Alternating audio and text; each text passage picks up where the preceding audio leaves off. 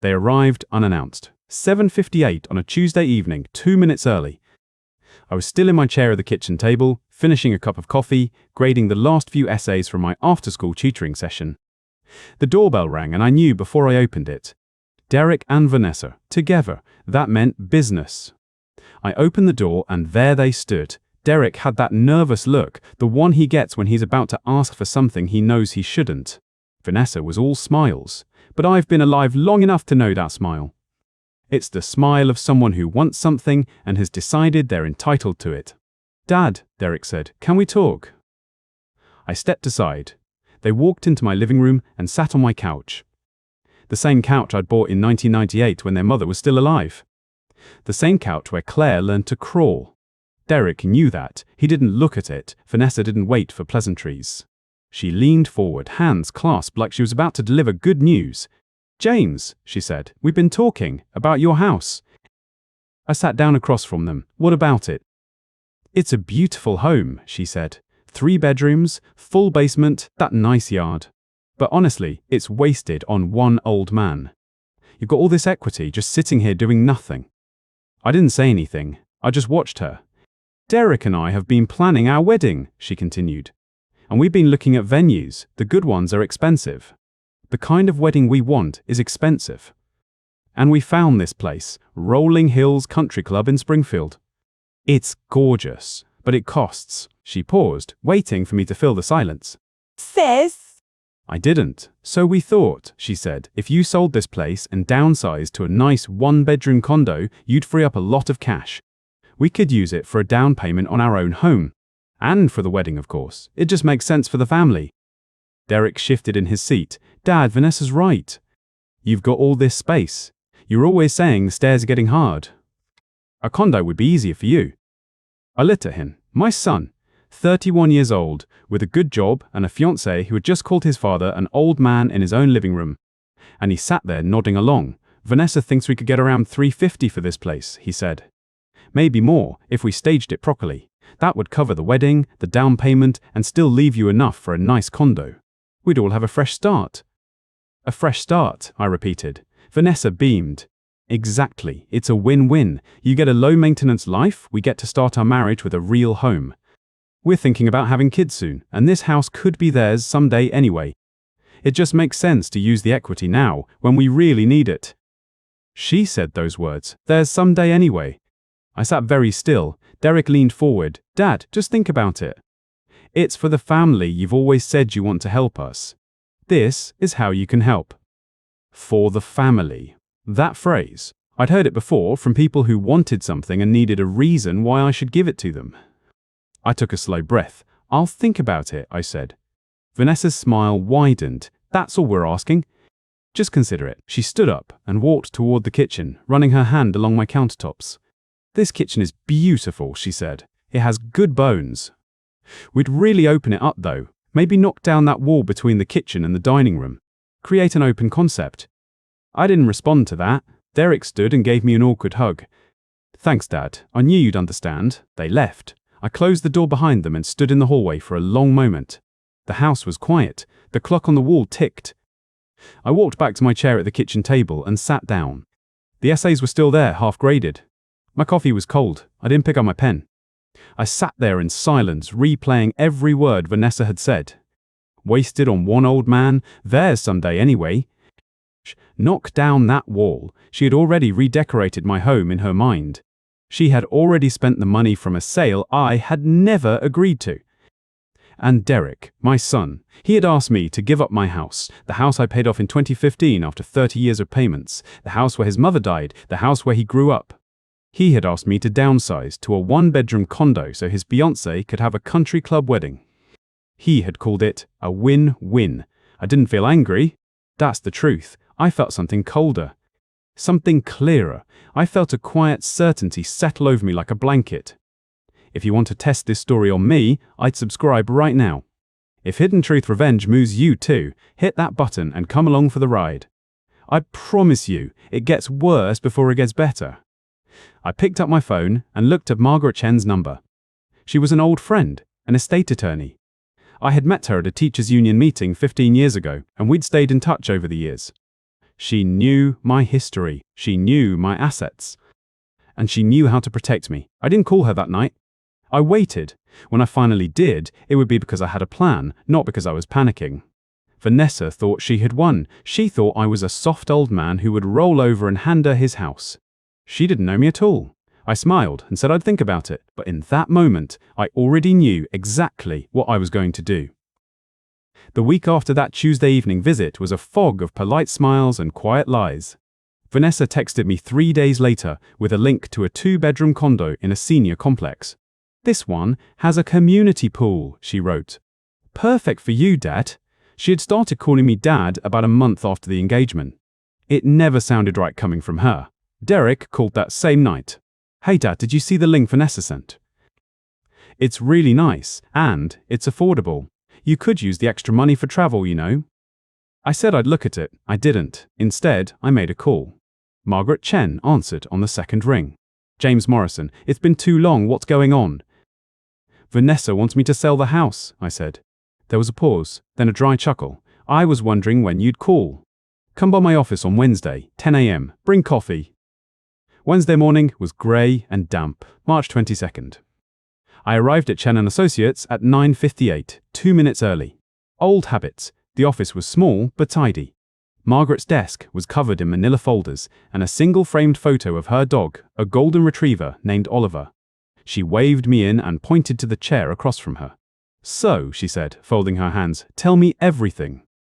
I told her about the Tuesday visit, about Vanessa calling it wasted equity, about Derek nodding along, about the condo links, about the way they talked about my house like it was already theirs.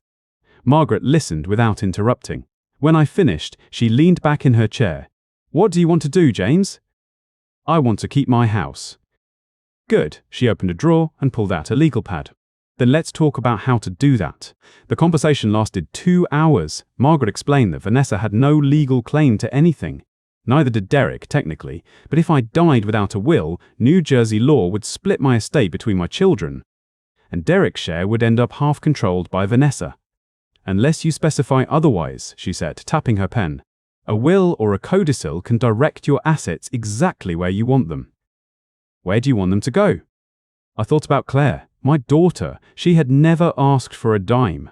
She called every Sunday, visited when she could, and never once mentioned the house. I thought about Ben, my sister's son. He was 35, a software engineer, quiet and steady. When his mother died 3 years ago, he handled everything himself and never complained. Claire and Ben, the ones who never asked. "I want it to go to Claire and Ben," I said. "Equal shares, the house and everything in it." Margaret wrote it down. "And Derek? He gets nothing from the house." She looked at me for a long moment. "Are you sure?" I've never been more sure of anything in my life. Margaret drafted the codicil on the spot. A legal document that amended my existing will. It was clear, precise, and unambiguous. I leave my residence and all its contents to my daughter, Claire Morrison, and my nephew, Benjamin Hart, in equal shares. She slid the paper across the desk. "Read it carefully." I did, twice.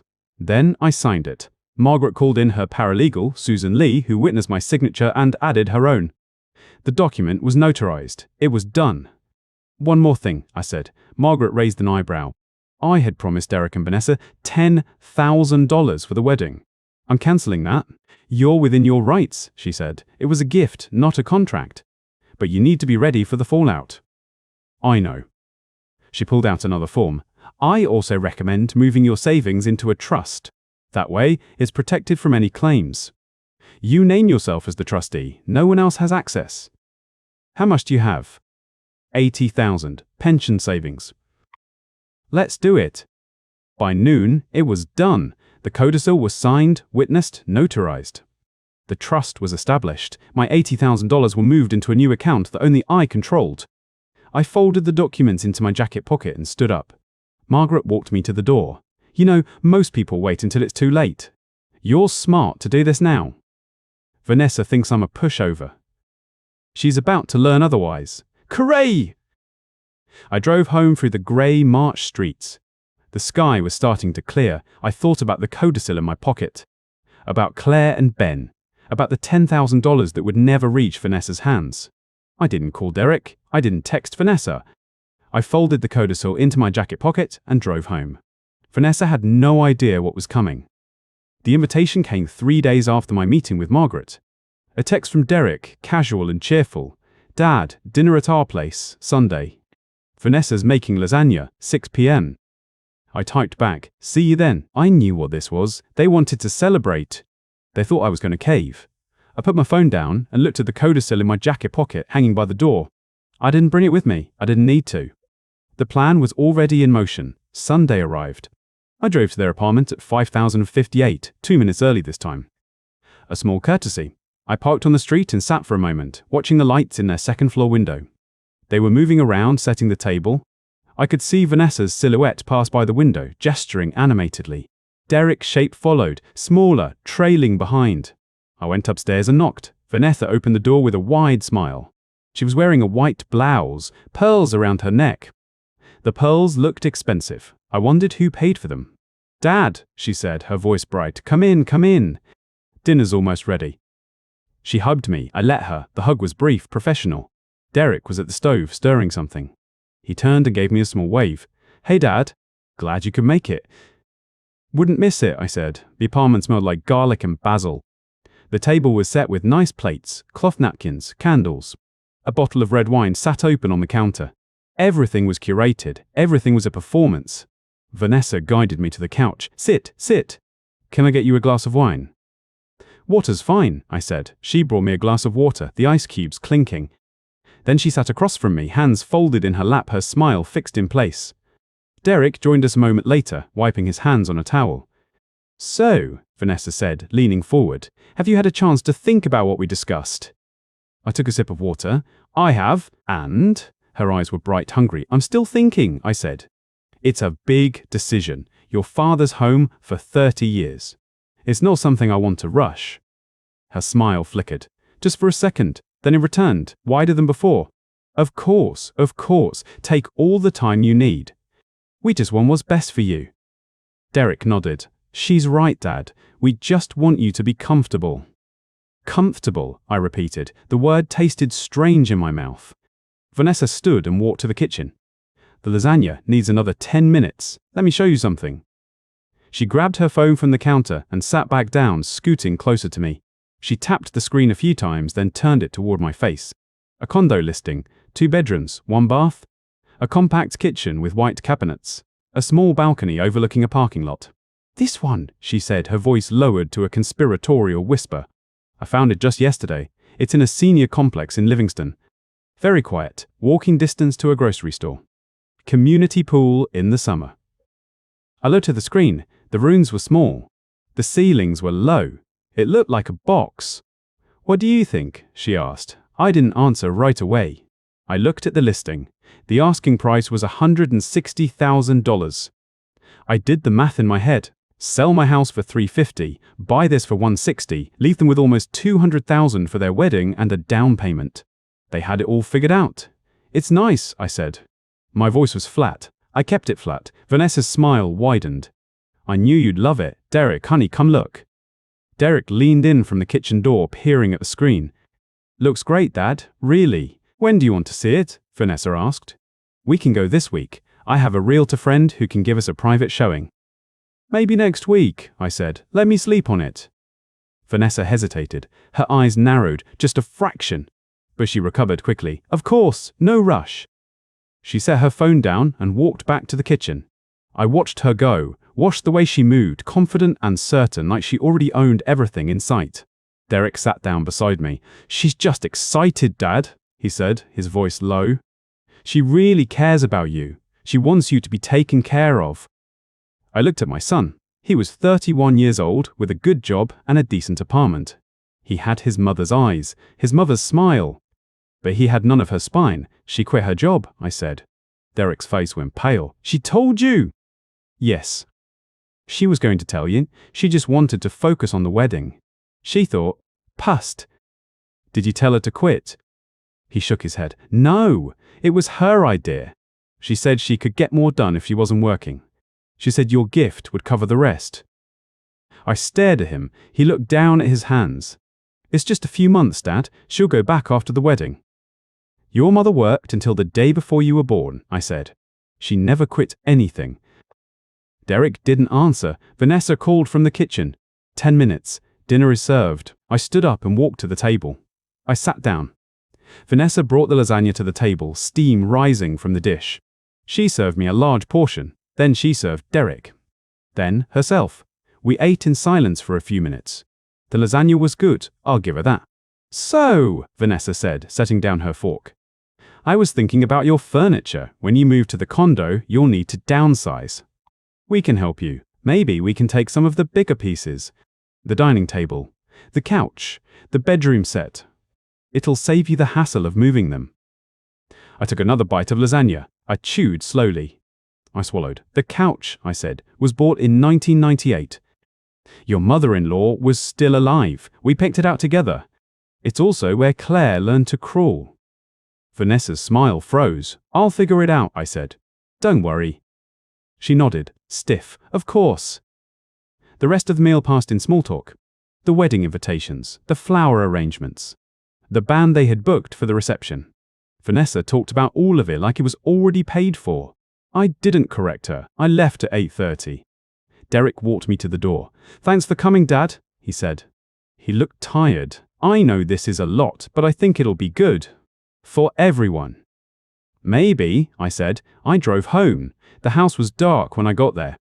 I walked through the living room, past the couch from 1998, past the dining table where I had shared 1,000 meals with my wife, past the fireplace where Claire had opened her Christmas presents every year of her childhood. I sat down in my recliner. I didn't turn on a light. My phone buzzed. A text from Vanessa, a link to the condo listing, and a message underneath. This would be perfect for you. We can help you move. I stared at the screen. The listing glowed back at me. The small kitchen, the low ceilings, the balcony overlooking a parking lot. They'd already picked out my future. They had planned my life without my permission. I thought about the codicil in my jacket pocket. I thought about the trust. I thought about Margaret's face when she handed me the pen. I typed one word, thanks. Then I added a thumbs up emoji and hit send. I put the phone down. The screen went dark. The house was silent. I sat in the dark for a long time. Then I went to bed. They thought they had won. The morning of April 19th, I arrived at Chen & Associates at 9:58. 2 minutes early, same as always. The receptionist waved me through. Margaret's office was on the 3rd floor, corner room, with a view of Main Street. She was already standing when I walked in, a stack of papers on her desk. Good morning, James. She shook my hand. Firm, professional. Ready to make this official? I sat down in the chair across from her. I was ready 2 weeks ago. She smiled. Not a warm smile, a lawyer's smile. The kind that means she has something good and she knows it. She slid a document across the desk. The codicil! I recognized the blue backing, the sharp black text. I had seen a draft before. This was the final version. Read it carefully, she said. Every line. I did. 10 minutes of silence. The words were exactly what I had asked for. No ambiguity, no wiggle room. I leave my residence and all its contents to my daughter, Claire Morrison, and my nephew, Benjamin Hart, in equal shares. The house. The couch from 1998. The dining table. The recliner. Everything. I looked up. It's perfect. She handed me a pen. Sign here. And here. Initial here. I signed. Twice. Initialed 3 times. She called in Susan Lee, the paralegal. Susan watched me sign the last page. She signed as a witness. Then, a notary stamp appeared. Another signature. It was done. Margaret took the document and placed it in a plain manila folder. I'll keep the original in my safe. I'll give you a certified copy to keep at home. Good. I tucked the copy into my jacket pocket. One more thing. She raised an eyebrow. I want to send Derek a letter. After the rehearsal dinner, explaining everything. Margaret leaned back. You want me to draft it? Yes. Professional, clear, no emotion, just the facts. I can do that. She reached for a legal pad. What do you want it to say? I told her. The house, the codicil, the trust. The $10,000 wedding gift I had cancelled. The fact that Vanessa and Derek had no legal claim to anything. The reason? I had decided to keep my assets for myself and for those who respected me. Straightforward, she said. I'll have it ready by tomorrow. Then she looked at me, a long look. James, I have to ask. Are you ready for the fallout? I've been ready since March 15th. She nodded. There's something else you should know. I waited. Vanessa has been telling people you're giving them the house. She said it flat. I have a friend in real estate. They told me she mentioned it at a broker meeting. Said her father-in-law was ready to downsize, and she'd be handling the listing. I felt nothing. No anger, no surprise, just a cold clarity. When? Last week. She told them I was ready. She used the word generous, said you were excited to start your retirement in a cozy community. I almost laughed. Almost. She's counting on it. She is. Margaret folded her hands. The more people she tells, the more humiliated she'll be when it doesn't happen. That's not my concern. It should be. She leaned forward. When you announce this at the rehearsal dinner, there will be witnesses. Friends, family, people who heard her talk about the house like it was already hers. The public embarrassment will be severe. I thought about Vanessa's face, the way she said your house is wasted on one old man, the way she sent me that condo link. The thumbs up emoji, unaware. Good, she stood. I've also spoken to the bank. The trust is set up. Your savings are protected. I recommend you keep the statements at home. Don't tell anyone the account number. I won't. She handed me a sealed envelope, the letter to Derek. Drafted and signed. Her look softened, just barely. You're doing the right thing, James. The hard thing. But the right thing. I took the letter, cream-colored paper, heavy. Official. I slipped it into my other pocket. 2 documents now, the codicil on the left. The letter on the right. We shook hands. See you at the wedding, I said. Margaret's smile returned to lawyer flat. I look forward to it. I walked out of her office at noon. The sun was high. The street was busy. People going about their day not knowing what was coming. I drove home. I put the codicil in my nightstand drawer. I put the letter in my desk drawer. Then I sat in my living room, on the couch from 1998, and looked at the walls. They thought they had won. I put my feet up and waited. The rehearsal dinner was at Rolling Hills Country Club in Springfield. Vanessa had chosen it. She'd picked every detail, the flowers, the menu, the color of the napkins. I wore my best suit. A navy blue one I'd bought for my daughter's college graduation. It still fit. I arrived at 6:58, 2 minutes early, out of habit. The clubhouse was decorated in white and gold. Tables lined the main hall, a small stage at the front with a microphone. Vanessa stood near the bar, laughing with her mother. Derek was by the window, tugging at his collar. I found my seat, table 6 near the front. Claire was already there, next to my nephew Ben. She smiled when she saw me. You look handsome, Dad. You look beautiful, I said. Ben shook my hand. Ready for the big night? I'm ready, I said. I meant it. The dinner went as expected. Salad, chicken, speeches from Vanessa's bridesmaids. They talked about how she deserved a perfect wedding. How this was her moment. Derek gave a short toast about love and commitment. His hands shook as he raised his glass. Then Vanessa stood. She tapped her champagne flute with a fork. The room went quiet. She was radiant, white dress. Perfect hair. I knew that look. It was the look of a woman who had already won. Everyone, she said, I want to thank you all for coming. This has been the happiest time of my life. And I want to give a special thank you to someone who made it all possible. She turned to me, smiled, to James, my future father-in-law. When I first told him about our plans, he didn't hesitate. He understood what mattered. He's been so generous, so supportive. And I just want to say, thank you, Dad, for everything. For making our dreams come true. She raised her glass. The room applauded. I smiled and nodded. I waited. The applause died down.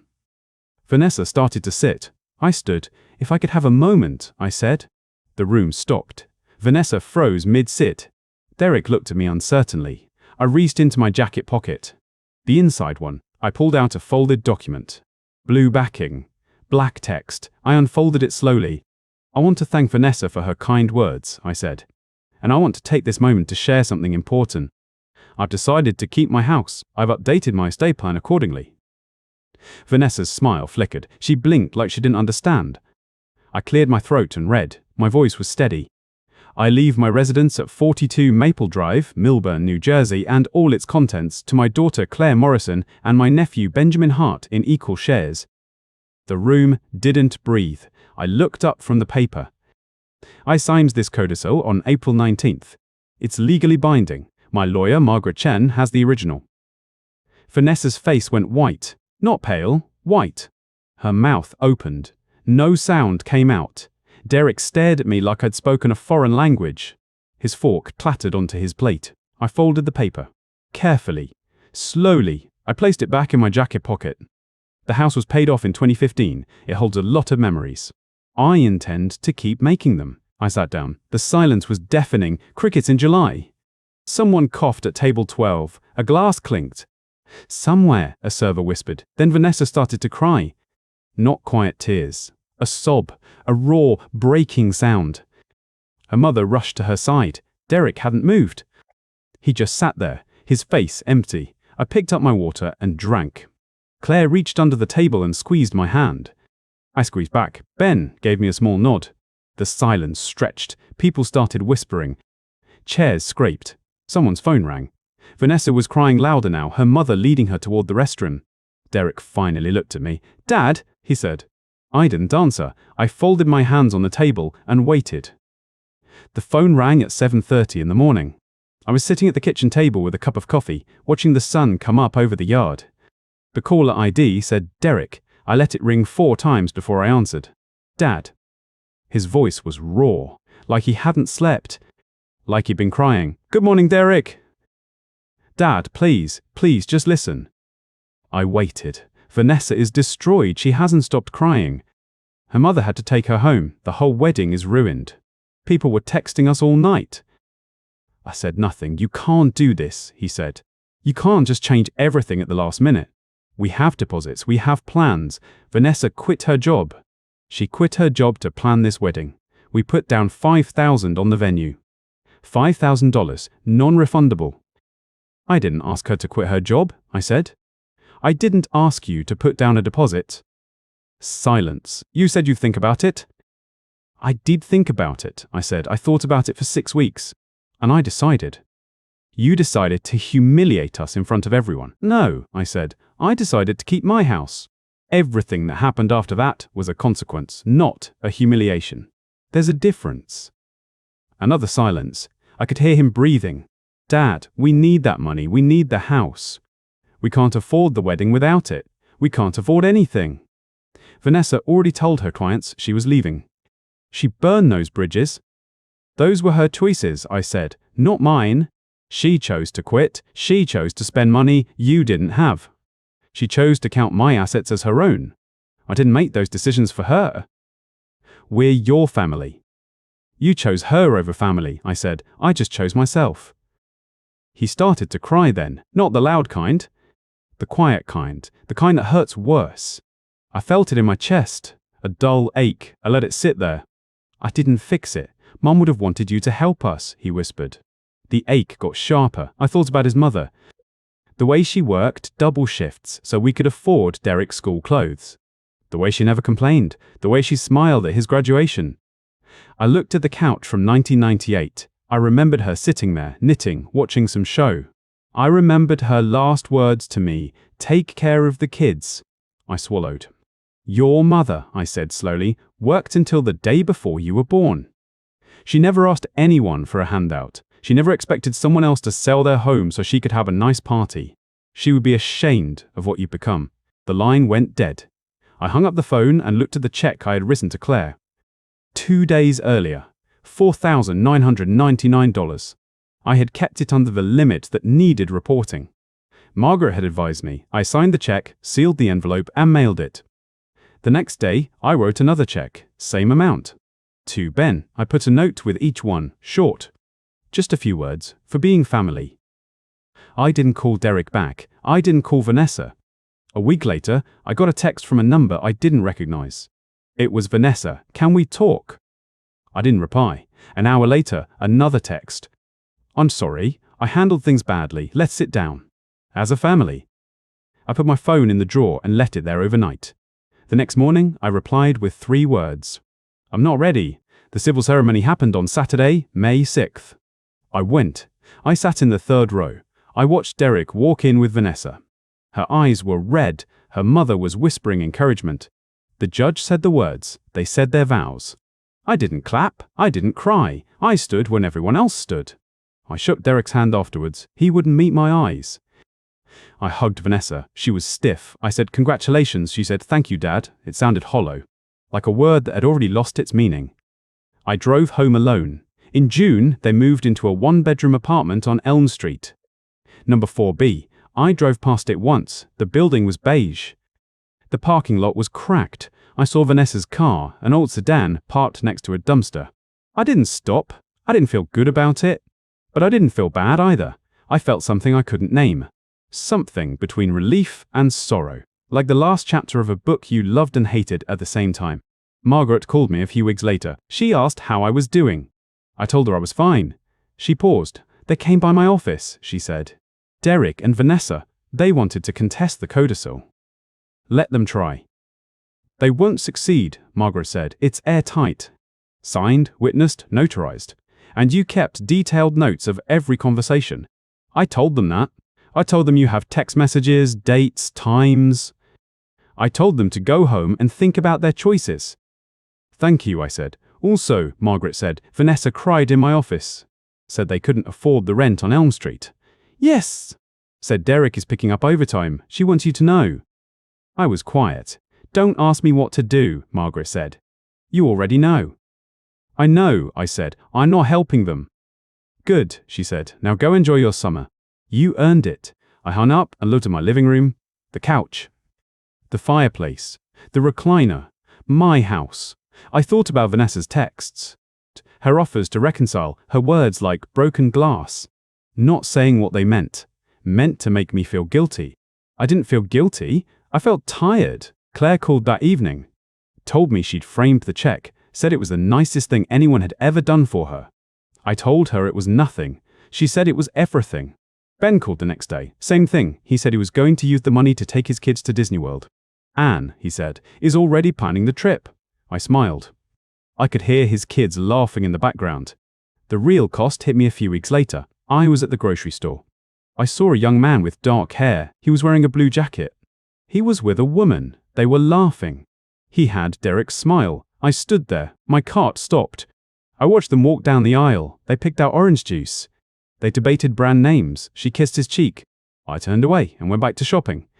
I didn't cry, but my hands shook. I finished my shopping, checked out, and drove home. I sat in the driveway for 10 minutes before I went inside. The house was quiet. The sun was setting. I put the groceries away and made myself dinner. I ate it sitting by the fireplace. I looked at the mantel.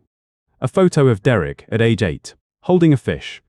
His mother beside him, grinning. I remembered that day. The way he ran to me, the way he said, "Dad, I caught it myself." I thought about what he had become, what they had made him. I hope we can be civil, that's all, cordial, distant. I hope one day he understands that I didn't do this to punish him. I did it to protect myself, to protect what his mother and I built together. The house she loved, the garden she planted, the trees we watched grow. Vanessa tried one more time. A card in the mail, a heart on the envelope. Inside, a note on fancy stationery. "Dear Dad, I don't expect you to forgive me. I just want you to know I'm sorry. I was selfish. I was wrong. I hope one day we can be a family again. Love, Vanessa." I read it twice. Then I put it in a drawer. I didn't write back. Some things can't be fixed. I hung up the phone and looked at the check I'd written to Claire. It felt right, but I knew the real cost was yet to come. The months that followed were quiet. The kind of quiet you only appreciate after a storm. I started traveling. Small trips at first. A weekend in the Finger Lakes. A week in the Adirondacks. I drove myself, stopped when I wanted, ate dinner at 5:30 if I felt like it. I had spent 30 years teaching other people's children. I had spent my whole marriage building a home. For the first time, I was just James. Claire called every Sunday, same as always. But now she asked different questions. "Dad, when are you coming to see the house?" She meant my house, the one I still owned. The one she and Ben used as a weekend getaway. They had started going there in June. I gave them keys and told them to use the place. Claire painted the guest bedroom a soft blue. Ben fixed the squeaky step on the back porch. They invited me over for cookouts and movie nights. I sat on the couch from 1998 and watched them laugh. It felt right. The house was alive again. Not a museum to my marriage, not a prize to be claimed. Just a home. One Saturday in September, I was out back pulling weeds from my wife's garden. The roses she planted were still blooming. I heard a car pull into the driveway. I thought it was Claire, coming early with groceries. It was Derek. He got out slowly. He looked thinner than I remembered. His shirt was untucked. His eyes were tired. "Hey, Dad." I stood up and brushed the dirt off my knees. "Derek." He walked over and stood a few feet away. He didn't try to hug me. He just looked at the garden. "Mom's roses look good," he said. "She always knew how to take care of things." He nodded. Then he said, "I'm sorry." It wasn't the first time he had apologized. He had called after the rehearsal dinner. He had texted after the civil ceremony, but this was different. This was in person. This was eye contact. "I know," I said. "Vanessa and I have been talking," he said. "She's been going to therapy. I've been going too. We're trying to figure out how we got so entitled."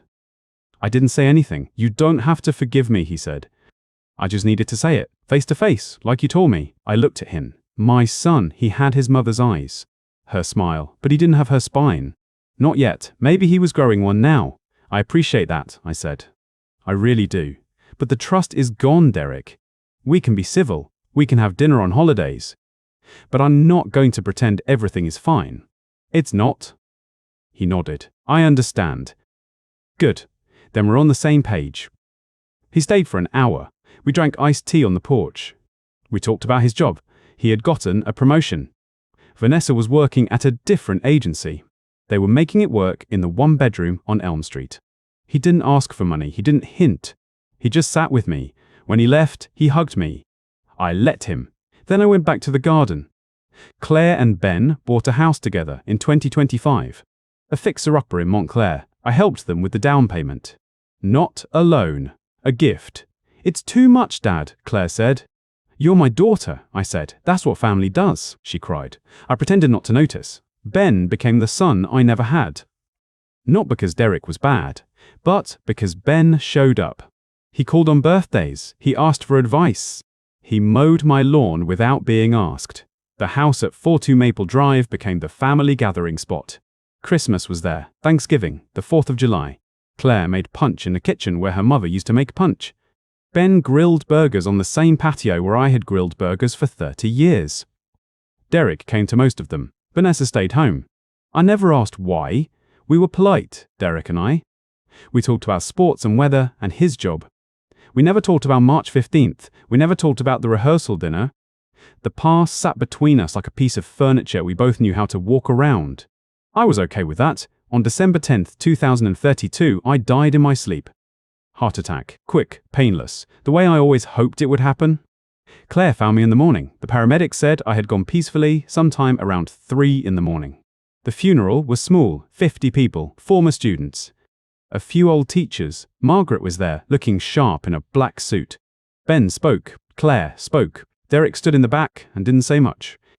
I was buried next to my wife. The plot had been waiting for me since 2011. The house went to Claire and Ben, exactly as the codicil stated. They kept it. They still use it on weekends. Claire's kids will grow up playing in that yard. They'll learn to crawl on that blue couch. True generosity cannot be demanded. That's what I learned. When family treats love as a transaction, the only power you have is to refuse the deal. Protecting your own peace is not selfish. It's survival. I chose myself, and I died knowing my home went to the people who never tried to take it from me. Thank you for listening to my story. If you enjoyed it, please hit like and subscribe for more.